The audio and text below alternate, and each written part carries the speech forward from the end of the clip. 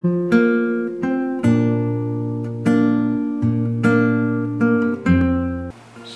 pagi, shalom buat semua hamba Tuhan, umat Tuhan di rumah dimanapun berada. Pagi ini kita bertemu kembali dalam acara Wisdom in the Morning setiap pagi.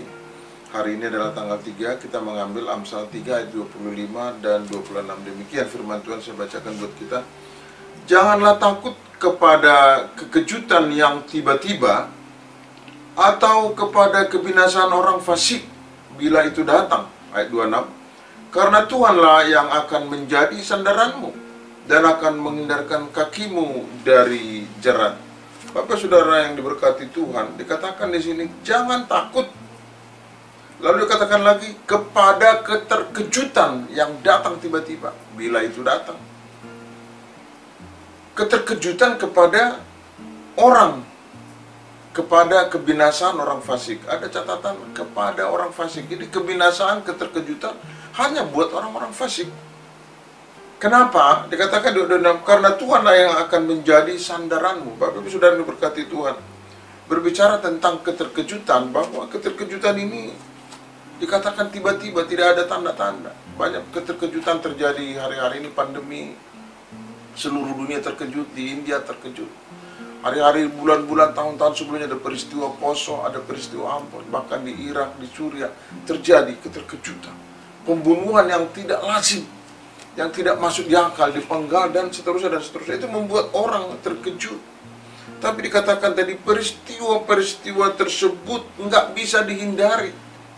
Itu datang dan given, tapi yang dijanjikan Tuhan kepada kita adalah bahwa Tuhan sanggup melindungi kita, mengatur, menjagai kita. Dikatakan di dalam 1 Tesalonika 5 ayat 3, pada waktu itu malapetaka datang dengan tiba-tiba dan tidak satu orang pun yang luput. Tapi di ayat 9 dikatakan apa?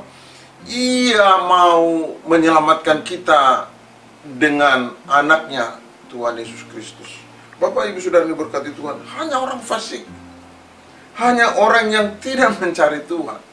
Tapi berita baiknya adalah orang yang mencari Tuhan, orang yang menyediakan waktunya, orang yang menyediakan hidupnya untuk mengikuti ketetapan Tuhan, dia lolos, Bapak Ibu Saudara. Lalu dikatakan lagi yang poin 2 saya catat adalah jangan takut. Yang pertama tadi, jangan takut kepada keterkejutan yang datang tiba-tiba. Jangan takut. Ada 365 kata jangan takut dalam Alkitab. Berarti satu hari satu. Tuhan begitu care dengan kita dan jangan takut. Kenapa? Karena semua orang ketakutan. Ketakutan karena ekonomi, anak-anak, masalah segala macam, makan hidup dan lain-lain. Tapi dikatakan jangan takut. Peristiwa yang paling nyata di dalam Alkitab adalah jangan takut untuk siapa.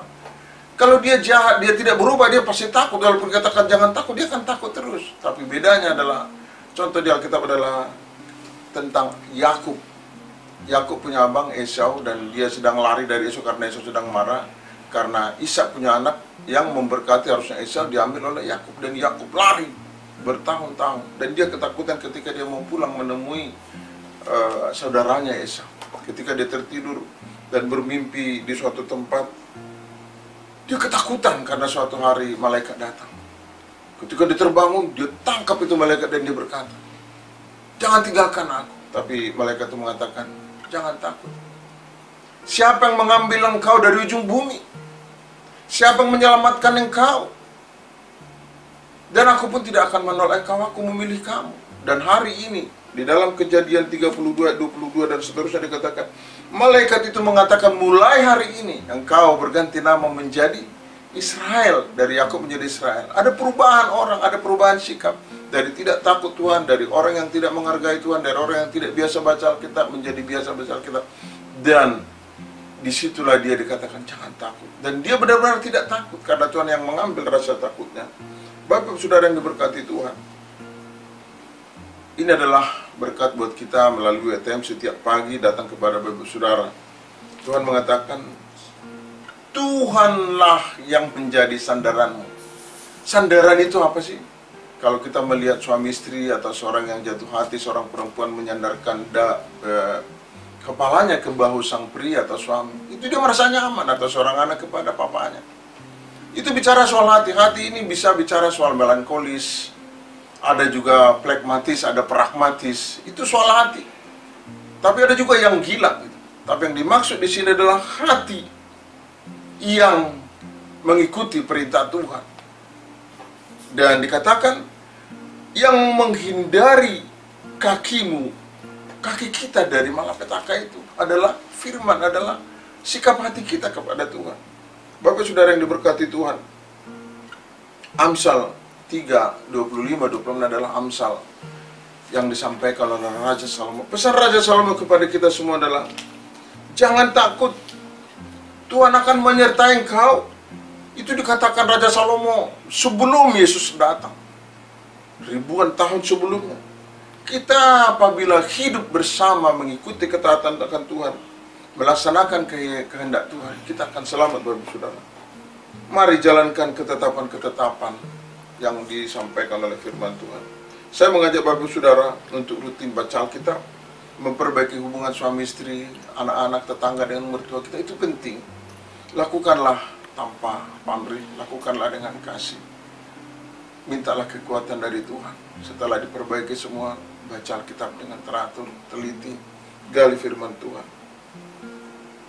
Apabila demikian, maka ketakutan, segala keterkejutan akan dihindarikan daripada kita. Demikian Bapak Ibu Saudara, saudara diberkati Tuhan. Dan mari kita berdoa untuk firman Tuhan yang dahsyat. Terpujilah Engkau Bapa, terima kasih untuk firman-Mu. Biarlah kami menjadi tidak takut. Kenapa kami tidak takut? Karena kami orang yang rajin membaca, rajin mencari Tuhan, rajin meneliti kebenaran Tuhan. Dan berikan kami kekuatan untuk memperbaiki kehidupan kami yang lama. Dan kami serahkan hidup kami ke dalam tangan-Mu, dalam nama Tuhan Yesus Kristus. Haleluya. Amin. Apabila saudara diberkati, silakan like, share, dan subscribe. Haleluya, terpujilah Tuhan. Sampai ketemu besok hari dalam nama Tuhan Yesus Kristus. Amin.